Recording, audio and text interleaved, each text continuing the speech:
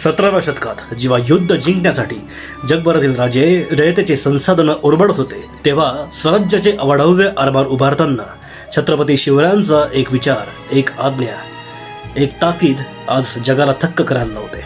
स्वदेशी आरमार उभारायचे म्हणजे शेकडो गुराब गलबत यांसाठी लागणार होते ते शेकडो टन लाकूड.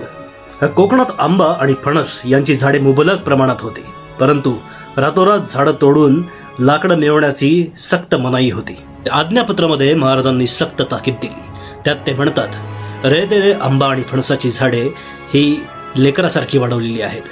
ती वाढण्यास वर्षे लागतात. ती तोडून जहाजे बांधाल तर रयतेचा तळतळाट लागेल. तर ती लाकडे वापरण्यासाठी हुजुराची परवानगी घ्यावी व योग्य मोबदला घेऊनच ती लाकडी वापरण्यात यावी. बलात्कार सर्वथा न करावा. 17व्या शतकात निसर्ग आणि विकासाचा असा समतोल साधणारा हा होता सस्टेनेबल डेव्हलपमेंटचा धडा.